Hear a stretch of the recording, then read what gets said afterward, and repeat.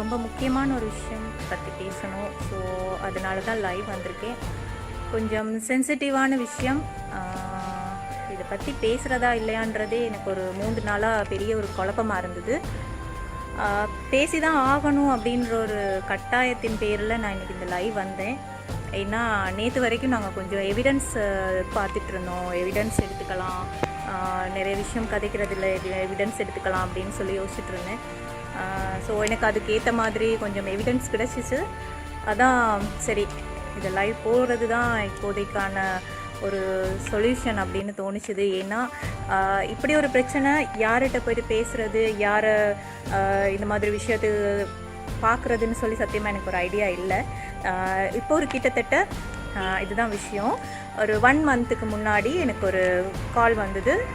இப்படி ஒரு சுவிஸில் ஒரு ப்ரொஜெக்ட் செய்கிறாங்க, மாடல்ஸ் வேணும் அப்படின்ற மாதிரி ஒரு கால் வந்தது. அந்த கால் என்ன மாதிரி மாடல் ஷூட் அப்படின்னு சொல்லி கேட்கும்போது கொஞ்சம் கிளாமராக பண்ணக்கூடியவங்க அப்படின்னு கேட்டிருந்தாங்க. சரி, ஓகே அப்படின்னு சொல்லி ஒரு 2 கிளாமராக பண்ணக்கூடிய நம்ம கேர்ள்ஸ்கிட்ட 2 ஃபோட்டோஸ் நான் வந்து அனுப்பியிருந்தேன். அதுக்கப்புறம் அவங்க வந்து ஒரு நாள் கழித்து சொன்னாங்க, இல்லை அவங்க வந்து கொஞ்சம் அதிகமான கிளாமர் எதிர்பார்க்குறாங்க அப்படின்னு சொல்லி கேட்கும்போது நாங்கள் வந்து உடனே இல்லை வேண்டாம், அவ்வளோ வந்து தமிழ் பிள்ளைங்க வந்து கிளாமர் பண்ண மாட்டாங்க அப்படின்னு சொல்லிவிட்டு அதிலேருந்து நாங்கள் வெளியில் வந்துட்டோம். இப்போது அது அப்படியே டோட்டலாக ஒரு 1 மந்த்தாக அந்த பிரச்சனையை நாங்கள் அப்படியே விட்டாச்சுது. அது ஓகே போயிட்டுது. ரீசெண்டாக ஒரு 4 நாளைக்கு முன்னாடி அதே மாதிரி இன்னொரு கால் வந்தது. இப்படி 2 கேர்ள்ஸ் வேணும், சுவிஸில் வந்து ஒரு ஷோ செய்கிறாங்க, அந்த ஷோவுக்கு வந்து 2 கேர்ள்ஸ் அவசரமாக தேவை அப்படின்னு சொல்லி ஒரு கால் வந்தது. அப்போவும் என்ன, போன விஷயம் திருப்பி வந்திருக்கு, அப்போ ஏதோ ஜெனுவினாக பண்ணுறாங்க போல் இருக்குது அப்படின்னு சொல்லிட்டு திருப்பியும் நான் ஒரு 2 ஃபோட்டோஸ் அனுப்பினதுக்கப்புறம் ஒரு பொண்ணை ரிஜெக்ட் பண்ணிட்டாங்க. ஏன்னா அவங்களோட 1 மந்த்துக்கு முன்னாடி அவங்க வந்து பேசியிருக்காங்க. பேசினதில் அவங்க வந்து ஏதோ நிறைய கேள்வி கேட்டிருக்காங்க, அது இவங்களுக்கு சரி வரல போல் இருக்குது. ஸோ அந்த கேர்ளை வந்து ரிஜெக்ட் பண்ணியிருக்காங்க. அதுக்கப்புறம் தான் எங்களுக்கு கொஞ்சம் இது மேலே சந்தேகம் வந்தது. என்ன பண்ணலாம், ஏன் அப்படி பண்ணிகிட்ருக்காங்க அப்படின்னு பார்த்தா, இவங்க வந்து ஜப்னாவில் இருக்கிற 4-5 பேருக்கு வந்து மாடல் கோஆர்டினேட்டிங் கொடுத்துருக்காங்க. அது கைமாறி இந்த ஒரு 1 மந்த்தாக பிள்ளைங்களோட ஃபோட்டோஸ் வந்து போய் கொண்டிருக்கு. அதுவும் அவங்க எப்படி ஃபோட்டோஸ் கேட்குறாங்க அப்படின்னு சொல்லி பார்த்தீங்கன்னா, எக்ஸ்போஸ் ஆகிற மாதிரி ஃபோட்டோஸ் அனுப்புங்க. அதாவது அக்ரிமெண்ட் எல்லாம் நாங்கள் அனுப்புகிறோம், நீங்கள் வந்து உங்களோட பாஸ்போர்ட் டீட்டெயில்ஸ், ஐடிசி டீட்டெயில்ஸ் எல்லாம் அனுப்புங்க. அனுப்புறதுக்கு முன்னாடி நீங்கள் வந்து எங்களுக்கு ஃபோட்டோஸ் அனுப்புங்க. ஃபோட்டோஸ் எப்படி வேணும், அவங்களுக்கு எக்ஸ்போஸ் ஆகிற மாதிரி ஃபோட்டோஸ். எதுக்கு அந்த ஃபோட்டோஸ் அப்படின்னு கேட்டால், அவங்களோட உடம்பு வந்து ஷேப்பாக இருக்கா, உடம்புல வந்து தழும்பு எதுவும் இருக்கா, அந்த மாதிரி நாங்கள் வந்து தெரிஞ்சுக்கணும். அதனால் ஒருத்தர்கிட்ட இருந்து 15 ஃபோட்டோஸ் அப்படின்னு சொல்லி, இது வந்து நான் எப்படி சொல்கிறேன்னா, ஆக்சுவலாக நான் 2 நாளைக்கு முதல்ல இன்னொரு பொண்ணை வந்து அந்த மாதிரி ஒரு மாடல் ஷூட் பண்ண போகிறீங்க, நீங்கள் அதுக்கு ஓகே சொல்லுங்கள், என்ன பேசுகிறாங்க அப்படின்னு சொல்லி எனக்கு ரெக்கார்ட் பண்ணித்தாங்க அப்படின்னு சொல்லி ஒருத்தவங்கள்ட்ட வந்து ரிக்வஸ்ட் பண்ணேன். அவங்க வந்து ஃபோட்டோ கொடுத்தாங்க. ஃபோட்டோ கொடுத்துட்டு சொன்னாங்க, அக்கா ஃபோட்டோ நான் தரேன், நீங்கள் ஃபோட்டோவும் என் நேமும் யூஸ் பண்ணுங்கள், ஆனால் பேச முடியாது அப்படின்ட்டாங்க. அதுக்கப்புறம் நான் என்னோட கண்டெக்ட் நம்பரை டிரெக்டாகவே கொடுத்து அவங்க வந்து பேசுகிறதுக்காக அவங்க என்னோட நம்பரை கொடுத்துருந்தேன். அந்த பொண்ணோட ஃபோட்டோஸ் அனுப்பினதுக்கு பின்னாடி அவங்க உடனே ஒரு 10 மினிட்ஸில் கால் பண்ணாங்க. கால் பண்ணி அவங்க சொன்ன டீட்டெயில்ஸ் இதுதான். அதாவது சுவிஸில் இவங்க, அதாவது ஃபாரினில் வந்து இவங்க ஒரு garment factory வச்சுருக்காங்களாம்.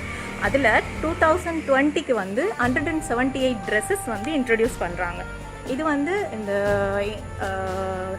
Fashion back, no limit அந்த மாதிரி பெரிய கம்பெனிஸ், ஒரு 15 கம்பெனிஸை வந்து இவங்க வந்து ஒரு இடத்துக்கு இன்வைட் பண்ணுவாங்களாம். இன்வைட் பண்ணும்போது அவங்க முன்னாடி இந்த ட்ரெஸ்ஸஸ் அவ்வளோ வந்து அவங்க போட்டு காட்டணும் அப்படின்ற மாதிரி. அதில் வந்து எல்லா இருக்க போகிற ட்ரெஸ்ஸஸ் எப்படின்னா, ஃபுல்லாக எல்லாமே சம்மர் ட்ரெஸ்ஸஸ், ஃபிட்னஸ் ஷார்ட், அப்புறம் நைட்டிஸ், அப்புறம் எக்ஸ்போஸ் ஆகிற மாதிரி ப்ரா எக்ஸ்போஸ், இந்த மாதிரி ட்ரெஸ்ஸஸ் தான் அதில் இருக்க போகுது. ஸோ இந்த ட்ரெஸ்ஸஸ் எல்லாமே அவங்க முன்னாடி போட்டு காமிக்கணும் அப்படின்னு சொல்லி சொன்னாங்க.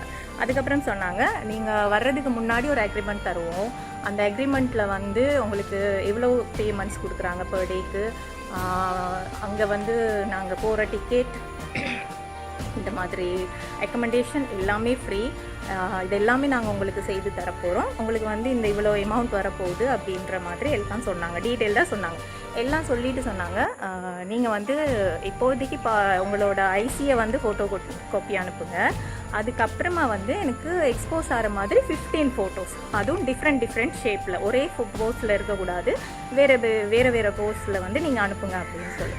அதுக்கு பிறகு நான் கேட்டேன் அவங்கக்கிட்ட, அடுத்த கால் வரும்போது கேட்டேன், எனக்கு ஒரு இதை வந்து கிளியர் பண்ணுங்கள், இப்போ சுவிஸ்ன்றது அவ்வளோ பெரிய நாடு, அங்கே வந்து நீங்கள் வந்து நிறைய மாடல்ஸ் எடுத்துக்கலாம், எதுக்காக இந்தியன் மாடல்ஸ், அதுவும் ஏன் தமிழ் பிள்ளைங்க அப்படின்னு சொல்லி கேட்கும்போது, இங்கே இருக்கிறவங்க வந்து நாங்கள் ஒரு பேமெண்ட் மட்டும்தான் உங்களுக்கு நாங்கள் பே பண்ண போகிறோம், அந்த பேமெண்ட் எடுத்துகிட்டு நீங்கள் அங்கே வந்துட்டிங்கன்னா எக்ஸ்ட்ரா பேமெண்ட்ஸ் நீங்கள் கேட்க மாட்டீங்க, அங்கே சுவிஸில் இருக்க மாடல்ஸ் எப்படின்னு சொன்னால் அங்கே அவருக்கு தான் பே பண்ணணும், நாங்கள் அவருக்கு பே பண்ணுறது எங்களுக்கு ரொம்ப லாஸ்ட்டு, அதனால தான் நாங்கள் உங்களை இங்கேருந்து எடுக்கிறோம் அப்படின்னா. இவங்க சத்தியமாக எனக்கு ஒரே ஒரு விஷயம் தான், நான் பேசின வரைக்கும் பிள்ளைங்கள்ட்ட இருந்து இந்த ஒரு 1 மந்தில் நிறைய ஃபோட்டோஸ் போயிருக்கு, சரியா, நிறைய ஃபோட்டோஸ் வந்து லீக் ஆகியிருக்காங்க, அதுவும் எக்ஸ்போஸ் பண்ணி பிள்ளைங்க நம்பி ஃபோட்டோஸ் அனுப்பியிருக்காங்க. இதில் ஒரு கேர்ள்ட நேம் அடிபட்டு நான் அவங்களோட வந்து நேற்று கதைச்சு அவங்கள்ட்ட கேட்டேன், நான் பேசின வரைக்குமே உங்கள் நேம் அடிப்படுது, இதில் நீங்கள் இதுக்கு என்ன சொல்கிறீங்க அப்படின்னு சொல்லி அவங்கள்ட்ட கேட்டதுக்கு அவங்க சொல்கிறாங்க, இது வந்து ஏற்கனவே ஒரு லேடி பண்ணிக்கிட்டு இருந்தாங்க, அவங்க வந்து ஒழுங்காக மாடல் கோஆர்டினேட் பண்ணி கொடுக்காததுனால தான் அதை என்கிட்ட கொடுத்தாங்க, அதனால நான் கொடுத்தேன். நான் சொன்னேன், இப்போ எத்தனை பிள்ளைங்க ஃபோட்டோஸ் வந்து நீங்கள் அனுப்பியிருக்கீங்க அப்படின்ட்டு. அது அவங்க வந்து கவுண்டிங் சொல்கிறாங்க இல்லை, அப்புறம் அது வந்து அனுப்பின ஃபோட்டோஸ் எல்லாம் உடனே அழிப்பாங்களாம். எந்த விதத்தில் அந்த மாதிரி ஒரு நம்பிக்கை கொடுக்கலாம்? இப்போ அனுப்புகிற ஃபோட்டோவெல்லாம் அவங்க வந்து டிலீட் பண்ணுறாங்கன்னு இவங்க எப்படி பார்த்தாங்க?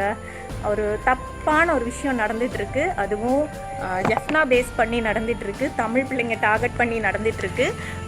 இதில் இன்னைக்கு வரைக்கும் ஒரு பிள்ளைக்கு கூட பாஸ்போர்ட் வந்து கொண்டு போய்ட்டு இவங்க எம்பசிலேயோ இல்லைன்னா இங்கே பாஸ்போர்ட் ரிக்வஸ்ட்டுக்காகவோ எந்த ஒரு விஷயமும் இவங்க பண்ணாத வரைக்கும் இவங்க எப்படி இந்த மாதிரி ஒரு விஷயம்.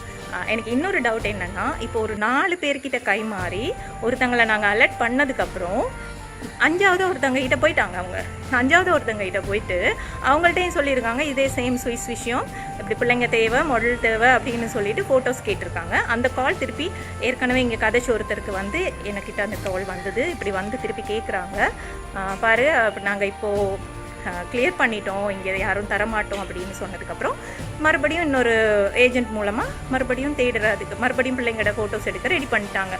ரொம்ப தப்பான ஒரு விஷயமா இருக்குது. இது வந்து எப்படி நீங்கள் நடவடிக்கை எடுப்பீங்க, யாரை பார்ப்பீங்க, அது எனக்கு சத்தியமாக தெரியல. ஐடியா இருந்தால் நீங்கள் வந்து கமெண்ட் பண்ணுங்கள். ரொம்ப எல்லாமே ரெக்கார்டட் இருக்குது, அவங்க பேசுனது எல்லாமே என்னோடய ஃபோனில் ரெக்கார்ட் ஆகியிருக்கு. மற்றது அவங்க அனுப்பின ஒரு அட்ரஸ் அனுப்பியிருந்தாங்க, சாரி, ஒரு கேர்ளுக்கு வந்து அவங்க வந்து ஒரு அட்ரஸ் அனுப்பியிருக்காங்க. அந்த அட்ரஸ் செக் பண்ணும்போது அந்த அட்ரஸில் அவங்க கொடுத்துருக்க டேட்டில் வந்து கிறிஸ்மஸ் ப்ரோக்ராம் தான் அங்கே நடக்குது. அந்த அட்ரஸில் சுவிஸில் இவங்க சொன்ன மாதிரி ஒரு ட்ரெஸ் இது ஒன்றும் இல்லை. ஆனால் இப்போ இது சப்போஸ் இது வந்து ஜெனுவினாக இவங்க செய்கிறதா இருந்தால் எந்த மாதிரி பிரச்சனை வந்தாலும் நான் வந்து அதுக்கு தயாராக இருக்கேன். அவங்க வந்து சப்போஸ் நீங்கள் வந்து தப்பாக சொல்லிட்டீங்க எங்களை பற்றி அப்படின்னு சொல்லி அவங்க வந்தாங்கன்னா நான் அதுக்கு ரெடியாக இருக்கேன். ஏன்னா இன்றைக்கி வரைக்கும் அவங்களோட யார்டையுமே ஒரிஜினல் நேம் கிடையாது. ஒருத்தர் வந்து கதைக்கும் போது யூகே நம்பர்லேருந்து கதைக்கிறாரு. நான் நம்பர்ஸ் எல்லாமே இதில் வந்து மெசேஜில் போடுவேன், எதுவுமே மேலே உங்களுக்கு போட்டு விடுவேன். நம்பரில் கதைக்கிறாங்க, வாட்ஸ்அப்பில் வந்து சுவிஸ் நம்பர்லேருந்து வராங்க. பேசும்போது ஒரு நம்பர் சொல்கிறாங்க, அதாவது அந்த கோஆர்டினேட்டர் சைட்லேருந்து வரும்போது ஒரு நம்பர் சொல்கிறாங்க, ஒரு பேர் சொல்கிறாங்க. இப்போது மாடல்ஸோட கதைக்கும் போது ஒரு பேர் சொல்கிறாங்க. இன்னொரு ஃபேஸ்புக் ஐடியிலேருந்து அவங்க வந்து செக் பண்ணியிருக்காங்க. அதை பார்க்கும்போது அது ஒரு ஃபேக் ஐடி, அதிலேருந்து எடுத்த அந்த ஃபோட்டோஸ் அவங்களோடது இல்லை. ஸோ நாங்கள் நிறைய தேடி பார்த்து ஒரிஜினல், அதாவது இது வந்து ரொம்பவுமே ஃபோர்ஜரி பண்ணுறாங்க, இது உறுதியாக பிள்ளைங்க வந்து பாதிக்கப்பட்டு இருக்காங்க. இது வரைக்கும் எத்தனை பிள்ளைங்கிட்ட ஃபோட்டோஸ் லீக் ஆச்சுது, அதாவது ஒரு பிள்ளைகிட்டேருந்து 15 ஃபோட்டோஸ் இவங்க கேட்குறாங்க. அப்படிங்கும்போது இவங்க ஒரு 10 பிள்ளைங்க இப்போதைக்கு அனுப்பியிருந்தாங்கன்னா 150 ஃபோட்டோஸ் அவங்களுக்கு போயிருக்குது. ஆனால் இது 10 பிள்ளைங்களோட முடிகிற பிரச்சனை இல்லை. ஏன்னா கிட்டத்தட்ட ஒரு 1 மந்த்தாகவே இந்த மாதிரி ஃபோட்டோஸ் போய்கொண்டிருக்கு. சிங்கள கேர்ள்ஸ் கேட்டு 9 பேர் செலக்ட் பண்ணி சிங்கள கேர்ள்ஸ் அதுக்கப்புறம் வேண்டான்ட்டாங்களாம். சிங்கள கேர்ள்ஸ் வேண்டாம், ஏன்னா சிங்கள கேர்ள்ஸை அவங்களால ஒன்றும் பண்ண முடியாது, அது பண்ணினாங்கன்னா அவங்களுக்கு அது பெரிய பிரச்சனையாகும். ஸோ தமிழ் பிள்ளைங்கன்னு சொன்னால் அவங்களுக்கு ஈஸியாக அவங்க பிள்ளைங்களை டார்கெட் பண்ணலாம். ஸோ அவங்கள கேட்குறதுக்கு யாரும் இல்லை. அந்த மாதிரி ஒரு எண்ணத்தில் தான் இந்த மாதிரி ஒரு விஷயம் தப்பாக நடந்துகிட்ருக்கு. ஸோ தயவுசெய்து ஜெஃப்னாவில் இருக்கிற உங்கள் முதல் ஷூட் பண்ணுற பிள்ளைங்க தயவுசெய்து ரிஜெக்ட் பண்ணியிருக்கீங்களோ இல்லை இதுக்கு முன்னாடி ஃபோட்டோ அனுப்பியிருக்கீங்களோ இனிமேல் யாராச்சும் ஃபோட்டோ அனுப்ப போகிறீங்களோ கொஞ்சம் அலர்ட்டாக இருங்க. இது உண்மையான ஒரு தகவலை நான் இந்த இடத்துல பரிமாறிக்கொள்கிறேன். உங்களுக்கு சொல்ல வேண்டியது ஒரு பெண்ணாக என்னோட ஒரு கடமைன்னு நினைக்கிறேன். கண்டிப்பாக நீங்கள் இந்த விஷயத்தில் கவனமாக இருக்கணும். இந்த ஃபோட்டோ ஷூட், அதுவும் இந்த மாதிரி வெளிநாட்டில் ஃபோட்டோ ஷூட் அப்படின்னு சொல்லி காசு அதிகமாக தரோம் அப்படின்னு சொல்லி எந்த ஒரு விஷயம் வந்தாலும் தயவுசெய்து தீர விசாரிக்காமல் உங்களோட எந்த ஒரு ஃபோட்டோ முன்கூட்டி கொடுக்காதீங்க அப்படின்னு சொல்கிறத கேட்டுக்கிறேன். ஏன்னா இந்த மாதிரி பல விஷயங்கள் உங்கள் ஃபோட்டோவை வச்சு என்னென்னமோ செய்யலாம். இந்த நேரம் அவர் சுவிஸில் வீடு கூட வாங்கியிருக்கலாம், கார் கூட வாங்கியிருக்கலாம். ஏன்னா அந்த அளவுக்கு இப்போ எங்களோட பெண்களோட ஃபோட்டோஸ் எக்ஸ்போஸ் பண்ணி கேட்குறாங்க அப்படின்போது உங்களுக்கு அந்த மீனிங் புரியும். ஏன் அவ்வளோ எக்ஸ்போஸ் பண்ணி அப்படியெல்லாம் ஃபோட்டோ கேட்கணுமா அப்படின்னு சொல்லி. ஸோ ரொம்ப கவலையான ஒரு விஷயம். ஆனால் நானும் நேற்று வரைக்கும் யோசிச்சுட்டு இருந்தேன், நேற்று லைவ் வருவோமா இன்றைக்கி வருவோமான்னு சொல்லி ரொம்ப யோசிச்சுட்டு இருந்தேன். ஸோ இன்னும் நாம் காலம் தாமதிக்க இத்தனை பிள்ளைங்க இன்னும் ஃபோட்டோஸ் அனுப்பிக்கிட்டு இருக்காங்கன்னு தெரியலை. ஏன்னா இன்றைக்கி காலையில் வந்த கால் அப்படி தான் வந்தது. என்னென்னா நீங்கள் நேற்று நாம் ஒரு இடத்துல இருந்து வேண்டான்னு சொல்லிட்டோம், இன்றைக்கி இன்னொருத்தர் கால் பண்ணி கேட்குறாரு, நாங்கள் இப்படி சுவிஸில் ஒரு ப்ரொஜெக்ட் செய்கிறாங்களாம், மாடலுக்கு கேர்ள்ஸ் இருக்காங்களான்னு கேட்குறாங்க. ஸோ அவங்க விடுறதா இல்லை, இங்கே நீங்கள் முடிச்சு அங்கே அடுத்த சொல்கிறதுக்குள்ளே அடுத்த ஆள்கிட்ட அவங்க போயிடுறாங்க மாடல் ஷூட்டுக்கு பிள்ளைங்க தேவைன்னு சொல்லி. ஸோ ஜெஃப்னாவில் இருக்கிற பெரியவங்க பார்த்துட்ருக்கவங்க யாராவது இருந்தால் இந்த விஷயத்தை பற்றி எந்த இடத்துல இதை பற்றி பேசணும், எங்கே கொண்டு போகணும், இல்லைன்னா இந்த பிள்ளைங்க சர்வ் ஆகணும், அதை பற்றி யாரும் சரி கொஞ்சம் அதிகமாக கவனம் செலுத்துவீங்க அப்படின்னு சொல்லி நம்புகிறேன். So thank you. அதை பற்றி தான் சொல்லணும்னு நினச்சேன். எதுவாக இருந்தாலும் கமெண்ட்டில் சொல்லுங்கள். அண்ட் கண்டிப்பாக ஷேர் பண்ணுங்கள். நிறைய பிள்ளைங்களுக்கு இது பார்க்கணும். So thank you so much.